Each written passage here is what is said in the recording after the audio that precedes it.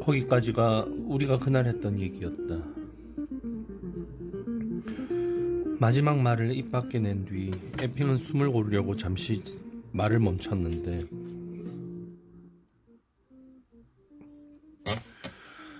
그가 다시 이야기를 잇기 전에 흉 부인이 걸어 들어와 점심 식사 시간이라고 알렸다.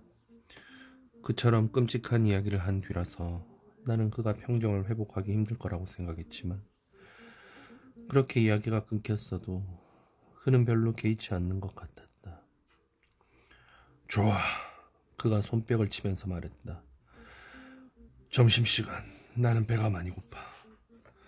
나로서는 그가 침통한 기분에서 다른 기분으로 그처럼 빨리 바뀔 수 있다는 것이 너무도 놀라웠다. 1시간 전까지만 해도 그의 목소리는 슬픔에 겨워 떨리고 있었다. 그래서 나는 그가 무너져 내리려는 참이라고 생각했는데 이제 그는 언제 그런 일이 일어났냐는 듯 열의와 활기에 넘쳐 있었다. 우리는 지금 잘 해나가고 있어. 그가 직접 휠체어를 굴려가면서 말했다. 이건 단지 시작일 뿐이야. 서론이라고도 할 수 있겠지. 내 기분이 고조될 때까지 기다려. 자네는 아직 아무것도 듣지 못했으니까. 우리가 일단 식탁에 앉자 사망기사에 관한 얘기는 더 없었다. 식사는 늘 그랬던 것처럼 후루룩거리고 질질 흘리는 소동과 함께 이어졌고 다른 날보다 조금이라도 더하거나 덜하지도 않았다. 에핑은 지난 3시간 동안 거실에서 내게 털어놓았던 비밀을 벌써 다 잊어버린 것 같았다. 우리는 늘 그랬듯 잡담을 나누었고 식사가 끝나갈 때쯤에는 오후 산책을 나갈 준비로 날씨에 대해 짧은 이야기가 오갔다. 그런 식으로 3주일인가 4주일이 더 지나갔다. 아침이면 사망기사와 관련된 일을 하고 오후에는 산책을 나가고 하면서 나는 대체로 하루에 22에서 30페이지씩 에핑의 이야기를 받아 적으면서 10권 이상의 공책을 채웠다. 그의 이야기를 따라잡기 위해 나는 최대한 빠른 속도로 써내려가야 했고 때로는 내가 쓴 글씨를 알아보기 어려울 때도 있었다. 언젠가 나는 그에게 녹음 테이프로 바꾸면 어떻겠느냐고 물었지만 에핑은 한마디로 잘라 거절했다. 전기나 기계는 안 돼. 나는 그 지긋지긋한 것들이 내는 소리가 싫어.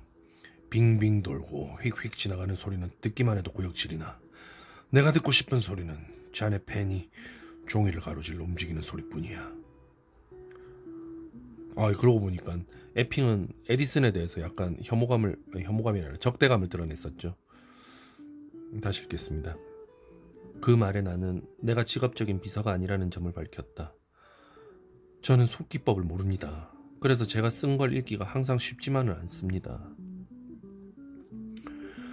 그렇다면 내가 옆에 없을 때 타자로 치도록 해. 그가 대답했다. 자네한테 파벨이 쓰던 타자기를 내줄 테니까. 아주 근사하고 오래된 물건이지. 우리가 1939년 미국으로 왔을 때 파벨에게 사주었던 언더우드야. 이제는 타자기를 그렇게 만들어내지 않아. 무게가 아마 3톤 반은 나갈걸. 그날 밤 나는 내 방 벽장 뒤에서 그 타자기를 끌어내어 침대 옆의 작은 테이블에 올려놓았다. 그 뒤로 나는 매일 오후마다 오전에 적어내린 페이지들을 옮겨치면서 서너 시간씩을 보냈다. 그것은 지루한 일이었지만 에핑의 말들이 아직 마음속에 생생히 남아있어서 뭐라고 적었는지 모를 것들이 그리 많지는 않았다. 바이런이 죽은 뒤 그는 모든 희망을 버린 채 내키지 않는 마음으로 계곡을 빠져나오려고 했지만 얼마 안 가서 곧 장애물들의 미로에 막혀버리고 말았다. 낭떠러지, 협곡, 도저히 오를 수 없는 산. 이틀째 되던 날 그의 말 한 필이 쓰러졌다. 그러나 불 피울 나무를 구할 수 없었던 탓으로 도살된 고기는 거의 아무 쓸모도 없었다. 산쑥은 연기를 피우고 딱딱거리기만 할 뿐 통 불이 붙지 않았다. 허기를 달래기 위해 그는 말의 시체에서 고기를 얇게 저며내어 성냥불로 거울려 먹어보았다.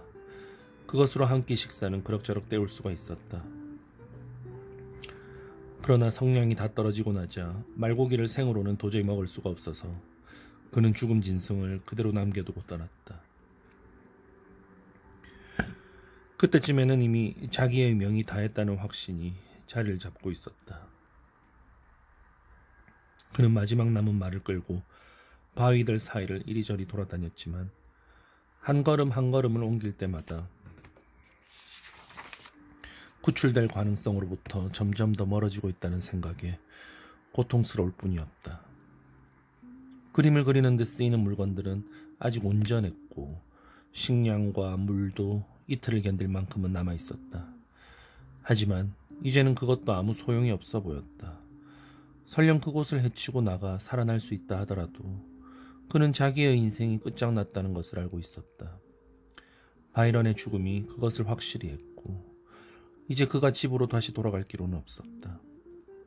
그러기에는 부끄러움이 너무도 컸다. 쏟아지는 질문들, 비난, 체면 상실. 사람들이 그 또한 죽었다고 믿게 하는 편이 훨씬 더 나았다. 그런다면 적어도 그의 명예는 지켜질 것이며 아무도 그가 얼마나 나약하고 무책임했는지를 알지 못할 것이다. 줄리안 바버가 지워진 것은 바로 그 순간이었다. 사막 한가운데서 바위들과 될 듯이 뜨거운 햇빛에 둘러싸인 채 그는 간단히 자신을 지워 없앴다. 당시에는 그것이 엄청난 결정으로는 보이지 않았다. 그가 죽게 되리라는 데는 의문의 여지가 없었고 설령 그렇지 않다 하더라도 그는 어쨌든 죽은 것이나 마찬가지였다. 아무도 그에게 무슨 일이 일어났었는지에 대해서 단 한 가지도 모를 것이다. 에핑은 내게 자기가 미쳤었다고 했지만 나는 그 말을 어느 정도까지 액면 그대로 받아들여야 할지 몰랐다. 그의 말로는 바이런이 죽은 뒤 사흘 동안 거의 내내 소리를 지르고 손에서 패어나오는 피, 손이 바위에 찢긴 탓으로를 얼굴에 문질렀다고 했는데 그가 처했던 상황에 비추어 본다면 그런 행동이 이상한 일로 여겨지지는 않았다. 나 역시 센트럴파크에서 폭풍우가 치던 밤 그렇게 소리를 질렀으니까. 더군다나 내 상황은 그에 비한다면 훨씬 덜 절망적이었다. 누구든 자기가 속수무책인 지경에 이르렀다고 느끼면 호함을 지르고 싶어지는 것이 지극히 당연하다. 가슴에 응어리가 지면 그것을 몰아내지 않고는 있는 힘을 다해 호함을 지르지 않고는 숨을 쉴 수 없는 법이다. 그렇지 않으면 자신의 숨에 숨이 막힐 것이고 대기 그 자체가 그를 질식시킬 것이다. 넷째 날 아침 식량이 다 떨어지고 수통에 물이 채 한 컵도 남아있지 않았을 때 에핑은 근처의 절벽 꼭대기 가까이에 동굴 같은 것이 있는 것을 보았다. 그리고 순간적으로 거기가 죽기에 적당한 장소일 것 같다는 생각이 들었다. 햇빛이 내리쬐지도 않고 대머리 독수리들이 접근할 수도 없는 아무도 그를 찾아낼 수 없게 숨겨진 장소. 그는 있는 힘을 다 끌어모아 힘겹게 절벽을 오르기 시작했다. 거기까지 오르는 데는 거의 2시간이 걸렸다. 마침내 에핑이 그곳까지 다 올라갔을 때는 젖먹던 힘까지 다 짜낸 뒤여서 일어설 수도 없을 지경이었다. 그 동굴은 밑에서 보았던 것보다 훨씬 더 컸다. 그는 몸을 굽히지 않고서도 그곳으로 들어갈 수 있다는 것을 알고 놀랐다. 입구를 가린 나뭇가지들을 밀치고 안으로 들어서자 뜻밖에도 그 동굴은 비어있지 않았다. 절벽 안쪽으로 6m는 좁히 파여 들어간 그 동굴에는 몇 점의 가구들이 비치되어 있었다. 테이블 하나, 의자 4개, 찬장 하나, 헐어빠진 배불뚝이 난로 하나. 어느 모로 보나 그곳은 주거지였다. 물건들은 손질이 잘 되어 있는 것 같았고 그 안에 있는 것들 모두가 보통 가정집과 거의 비슷할 정도로 안락하고 깔끔하게 정돈되어 있었다. 에핑은 테이블 위에 놓인 초에 불을 붙여서 동굴 뒤쪽으로 들어가 햇빛이 들지 않는 어두운 구석들을 살펴보았다. 왼쪽 벽 옆에 침대가 하나 놓여있고 그 침대에 어떤 남자가 누워있었다. 에핑은 그가 잠이 들었을 거라는 생각에서 자기의 존재를 알리려고 헛기침을 했다가 아무런 반응이 없자 몸을 굽히고 촛불로 그의 얼굴을 비춰보았다. 그제야 그는 그 남자가 죽었다는 사실을 알았다. 그것도 그냥 죽은 것이 아니라 살해된 것이었다. 오른쪽 눈이 있어야 할 자리에 커다란 총알 구멍이 나 있는 것으로 보아 그런 것이 분명했다. 그 시체의 왼쪽 눈은 멍하니 허공을 응시했고 머리 밑에 팩에는 피로 얼룩져 있었다. 그 시체에서 몸을 돌려 에핑은 다시 잔장 쪽으로 돌아와 그 안에 먹거리들이 잔뜩 들어있는 것을 보았다. 통조림, 소금에 절인 고기, 밀가루와 취사 도구들. 선반 위에는 1년은 충분히 버틸 만한 식량이 쌓여 있었다. 그는 재빨리 식사할 채비를 하고 커다란 빵 반덩어리와 콩 통조림 2개를 먹어치웠다. 그리고 일단 배가 차자 죽은 남자의 시체를 치우기 시작했다. 계획은 이미 서 있었으므로 그것은 단지 실행에 옮기기만 하면 되는 일이었다. 그는 죽은 남자가 산속에서 혼자 살고 있던 은자임에 틀림없다고 결론지었다. 만일 그렇다면 에핑이 거기에 있다는 사실을 아는 사람도 거의 없을 것이었다. 그가 찾아낼 수 있었던 모든 증거들, 부패하지 않은 고기, 귀퀴한 냄새를 풍기지 않는 동굴, 아직 상하지 않은 빵으로 보아 그 살인은 틀림없이 아주 최근에 불과 서너 시간 전에 자행된 것이 틀림없었다.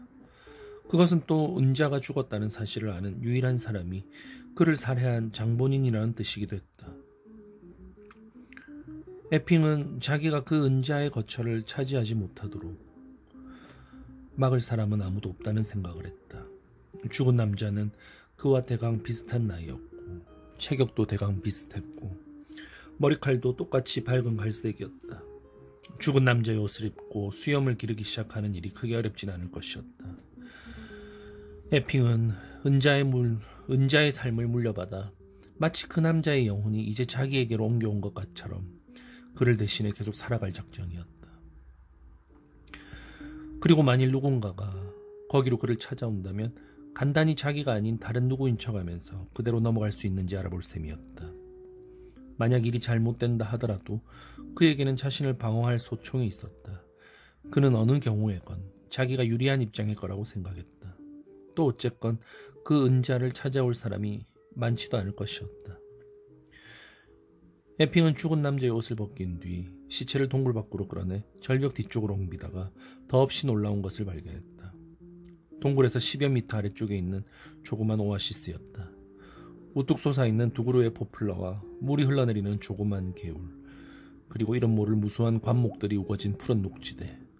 그곳은 거대한 불모지 한가운데 있는 아주 작은 생명의 땅떼기였다. 그 은자를 개울 옆의 무른 땅에 묻는 동안 에핑은 그곳에서라면 자기가 무슨 일이든 다 할 수 있으리라는 것을 알았다.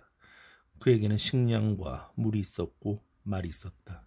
또 그는 자신을 위한 새로운 신분과 새로운 삶, 새롭고 전혀 예상치 못했던 삶을 찾았다. 그 상황의 역전이 너무도 엄청나서 그로서는 거의 믿어지지가 않을 지경이었다. 불과 1시간 전만 해도 그는 죽을 각오가 되어 있었지만 이제는 행복감에 떨고 있었다. 죽은 은자의 얼굴에 흙을 한 삽 한 삽 퍼던지면서 그는 웃음을 멈출 수 없었다. 몇 달이 지났다. 에핑은 처음엔 갑자기 닥친 행운에 너무 어리둥절해서 주위의 사물들에 많은 관심을 기울일 수가 없었다. 그저 먹고 자고 햇볕이 너무 강하지 않을 때는 동굴 밖의 바위 위에 앉아 발치로 지나가는 밝고 화려한 빛깔에 도마뱀들을 지켜보는 것이 고작이었다. 절벽에서 내려다 보이는 경치는 얼마나 넓은 영토를 감싸고 있는지도 모를 만큼 광대했지만 그는 경치를 자주 바라보지 않았다. 그러는 대신 아주 가까이에 있는 것들로만 생각을 돌리기로 했다. 양동이를 가지고 물을 뜨러 개울로 내려가고 뗄나무를 모으고 동굴 안에서 머물고 하는 경치라면 실컷 보았으므로 이제는 그것을 무시하더라도 서운할 것은 없었다. 그러나 다음에는 아주 벼랑간에 그 평온한 느낌이 그를 저버리고 말았다. 그는 견딜 수 없이 외로운 시기로 접어들었고 지난 몇 달 동안의 두려움이 한꺼번에 몰려오자 그 뒤로 한두 주일 동안은 하마터면 자살을 할 뻔한 지경에까지 이르렀다. 망상과 두려움으로 마음이 들끓는 중에 그는 몇 번인가 자기가 이미 죽었다고, 그 동굴로 들어선 순간 죽어서 이제는 어떤 악마적인 후생의 포로가 되었다고 생각했다. 그리고 어느 날에는 발작적인 광기에 휩싸여 은자의 소총을 들고 나와 당나귀를 쏘아 죽이기까지 했다. 그 짐승이 자기를 은자로 바꾸어 버렸다는 그 음흉한 울음소리로 그를 홀리로 돌아온 분노의 유령이라는 생각에서였다. 당나귀가 그의 비밀을 속속들이 아는 만큼 그로서는 자기의 허위와 기만을 목격한 그 짐승을 죽일 수밖에 없었다. 그 이후로 그는 죽은 남자의 신원을 밝혀내려는 강박관념에 사로잡혀 단서를 찾을 셈으로 동굴 내부를 샅샅이 뒤지고 일기며 편지 묶음이며 책 표지 안쪽에 여백이며 그 은자의 이름이 밝혀질 만한 것은 모두 찾아보았다. 그러나 아무것도 나타나지 않았고 아주 작은 단서도 하나 찾아낼 수 없었다. 2주일이 지나자 그는 차츰차츰 본연의 모습으로 돌아오기 시작했고 마침내는 평온한 기분 비슷한 어떤 느낌으로 진정되었다. 이 일이 언제까지고 지속될 수는 없어. 그는 속으로 그렇게 말했다. 그것만이 위한, 그에게 계속 살아갈 용기를 주는 생각이었다. 언젠가는 식량이 바닥나 버릴 것이고 그러면 어디론가 다른 곳으로 떠나야 할 것이었다. 에핑은 그 기간이 대략 1년, 만일 좀 더 주의를 기울인다면 그보다는 약간 더 되는 기간일 것이라고 산정했다. 그때쯤에는 사람들이 바이런과 그가 돌아오리라는 희망을 포기한 뒤일 것이었다. 그는 스코스비가 자기의 편지를 붙였으리라고는 생각하지 않았지만 설령 붙였다 하더라도 그 결과는 본질적으로 달라질 것이 없었다. 엘리자베스와 바이런의 아버지가 자금을 대어 수색대를 보냈을 것이고 수색대원들은 실종자들을 찾아 몇 주일 동안 열심히, 틀림없이 포상금을 주겠다는 얘기도 있었을 것이므로 몇 주일 동안 열심히 사막 주변을 돌아다니겠지만 아무것도 찾아내지는 못할 것이었다. 기껏해야 바이런의 무덤을 찾아내는 정도일 것이고 그럴 가망성도 별로 없었다. 또 설령 그들이 무덤을 찾아낸다 하더라도 그것을 근거로 그에게 조금이라도 더 가까이 오지는 못할 것이었다. 줄리안 바버는 사라졌고 아무도 그의 뒤를 밟아올 수 없었다. 그것은 사람들이 그를 찾지 않을 때까지 계속 버티기만 하면 되는 문제였다.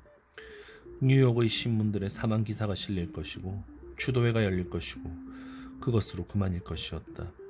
일단 그렇게만 되고 나면 그는 자기 좋을 대로 어디로든 갈 수 있었고 자기가 원하는 대로 누구라도 될 수 있었다. 그렇더라도 에핑은 성급하게 일을 서두르는 것에 자기에게 도움이 되지 않으리라는 것을 알고 있었다. 그가 더 오랫동안 자신을 숨기면 숨길수록 마침내 그곳을 떠났을 때 더 안전할 것이었다. 그래서 그는 가장 엄격한 방법으로 자신의 삶을 재조직하고 그곳에서 보내게 될 시간을 연장하기 위해 할 수 있는 모든 일을 다했다. 식사를 하루에 한 끼로 제한하고 겨울에 대비해서 충분한 뗄나무를 쌓아놓고 몸을 튼튼하게 유지하곤 했다. 그는 자신을 위한 도표와 스케줄을 만들어 매일 밤 침대로 가기 전에 자기가 그날 하루 동안 쓴 물건들을 꼼꼼하게 적고 나면서 가장 엄격한 원칙을 지키도록 자신을 채찍질했다. 처음에는 자기가 세워놓은 목표를 달성하기 어렵다는 것을 알고 때로는 한 조각의 빵이나 한 접시의 통조림 스튜를 더 먹고 싶은 유혹에 굴복한 적도 있었다. 하지만 그 노력은 자체로서 가치가 있어 보였고 그가 늘 방심을 하지 않는데도 도움이 되었다. 그것은 자신의 나약함에 대항하여 자신을 시험하는 한 방법이었기에 목표와 실제가 차츰차츰 더 가까워질수록 에핑은 그것을 개인적인 승리로 여기지 않을 수 없었다. 그는 이제 목표를 달성하는 일이 더 이상 게임이 아니라 그 일을 하기 위해서는 열광적인 헌신이 요구된다는 것. 힘겨울 정도로 다시 읽겠습니다. 힘겨울 정도로 전심 전력을 기울여야만 절망으로 빠져들지 않을 수 있다는 것을 알게 되었다. 그처럼 새로운 원칙을 세워 살기 시작한 지 2-3주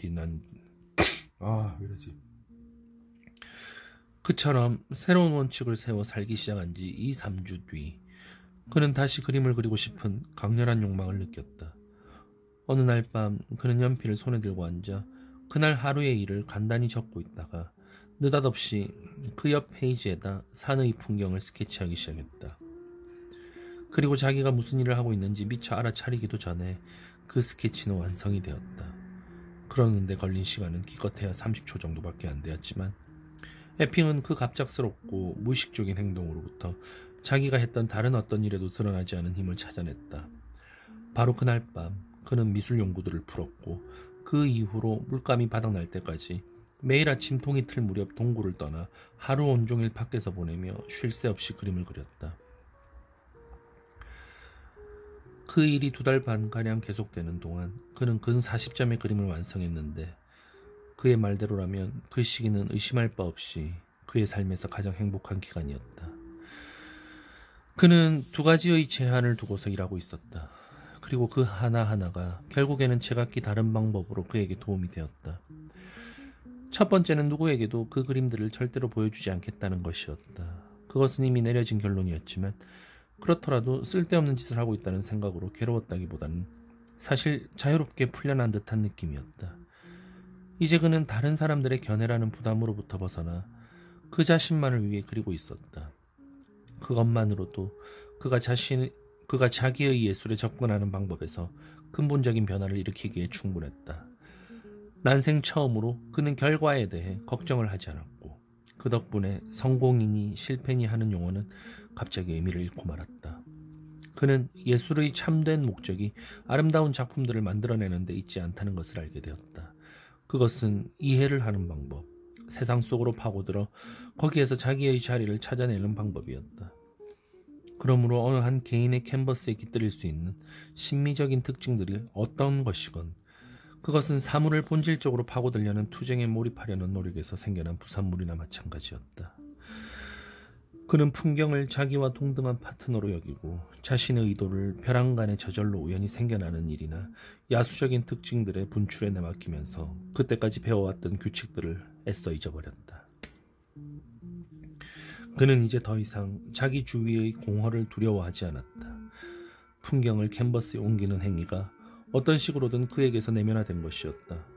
이제 그는 풍경의 초연함을 자기 자신에게 속하는 것이므로 다시 읽겠습니다. 이제 그는 풍경의 초연함을 자기 자신에게 속하는 것으로 자기 자신이 그 거대한 공간의 고요한 힘에 속하는 것과 마찬가지로 자기 자신에게 속하는 것으로 느낄 수 있었다.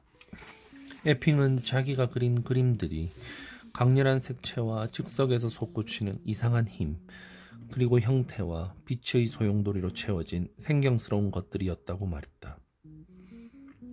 죄송합니다. 왜 이렇게 계속 틀리지?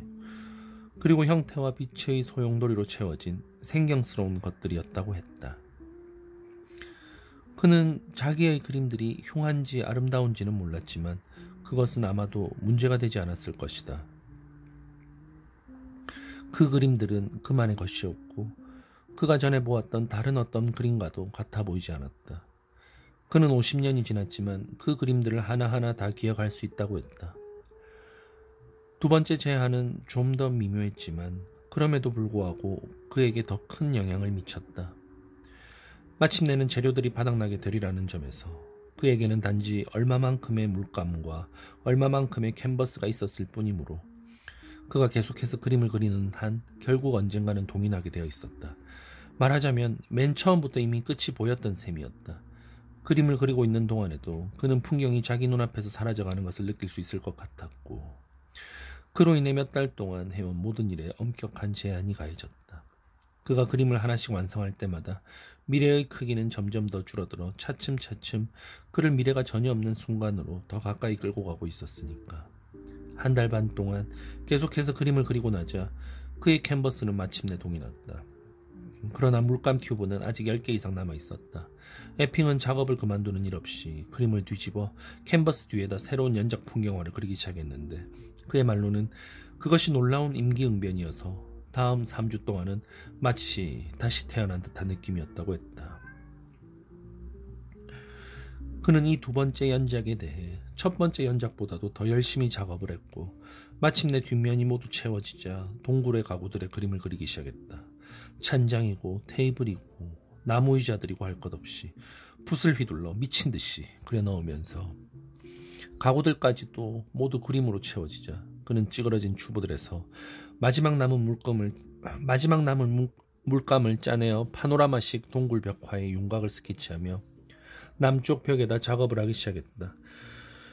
에핑의 말로는 그 벽화가 자기의 걸작이 될 것 같았지만 안타깝게도 겨우 반 정도 그렸을 때 물감이 모두 떨어졌다고 했다. 다음에는 겨울이 되었다. 그에게는 아직 몇 권의 공책과 연필 한 상자가 남아있었지만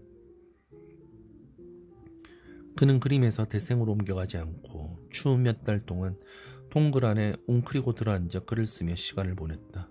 한 권의 공책에다 그는 전에 그림으로 표현했던 것을 말로 표현하려고 시도하면서 자기의 생각과 관찰을 기록했고 다른 공책에다는 하루하루의 일상적인 일들을 계속 적어나갔다.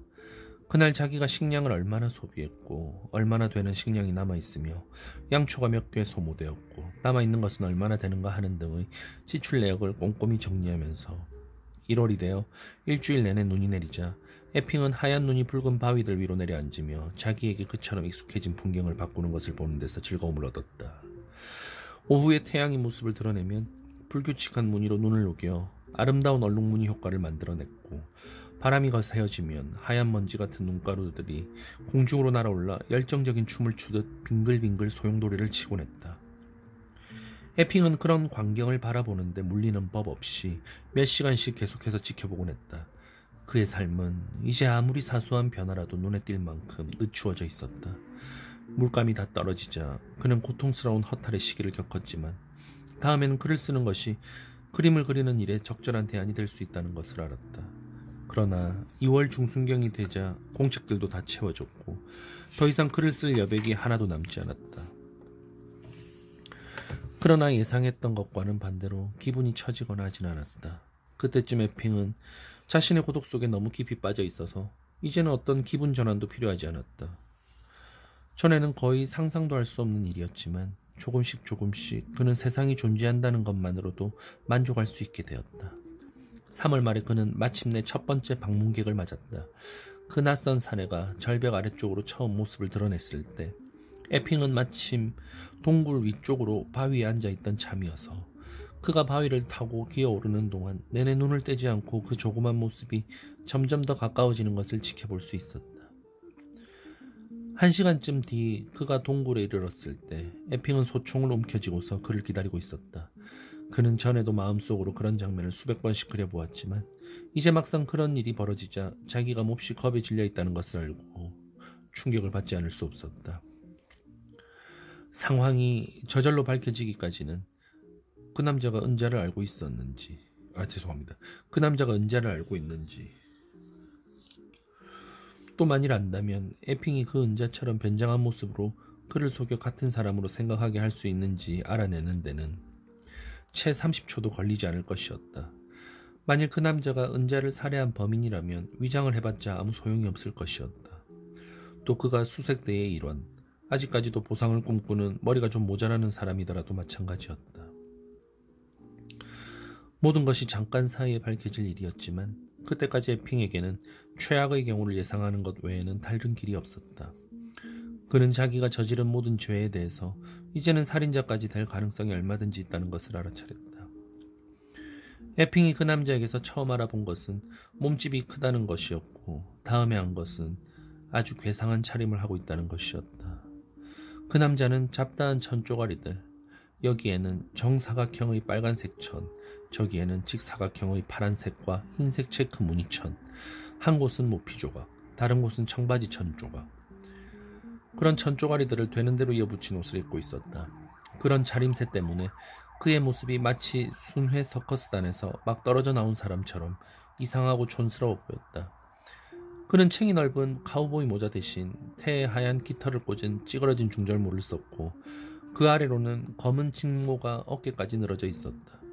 그가 다가올 동안 에핑은 그의 왼쪽 얼굴이 뺨에서부터 아랫입술까지 이어진 넓고 들쭉날쭉한 상처로 일그러져 있는 것을 보았다. 언뜻 보기에도 그 남자는 인디언 같았지만 그 시점에서 그가 누구인지는 그다지 문제가 되지 않았다. 그는 바위 틈에서 느닷없이 솟아난 악몽 같은 어릿광대, 일종의 환영이었다. 그 남자가 힘이 들어서 끙끙거리는 소리를 내며 맨 위쪽의 바위로 몸을 끌어올리더니 일어서서 에핑에게 미소를 지어 보였다. 이제 그는 불과 3-4미터밖에 떨어져 있지 않았다. 에핑이 총을 들어 겨누자 그 남자는 겁이 났다기보다는 당황한 것처럼 보였다.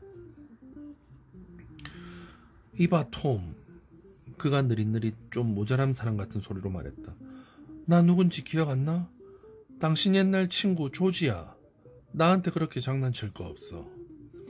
에핑은 잠시 망설이다가 예방 조치로 손가락을 방아쇠에 건 채 총을 내렸다. 조지. 그가 목소리 때문에 신분이 탄로내지 않도록 겨우 들릴 듯 말 듯한 소리로 중얼거렸다. 겨울 내내 갇혀 있었어. 그래서 당신을 보러 오지 못했어. 그 덩치 큰 사내가 말했다. 그는 악수를 할 수 있을 만큼 가까워질 때까지 걸음을 멈추지 않고 에핑에게로 계속 걸어왔다. 에핑이 총을 왼손으로 바꿔들고 같이 손을 내밀자 그 인디언은 잠시 그의 눈을 살피듯 들여다보았다. 그리고 다음에는 순식간에 위험이 사라져버렸다. 좋아 보이는데 톰, 그가 말했다. 정말로 좋아 보여. 에핑이 말을 받았다. 고마워. 당신도 좋아 보이는군.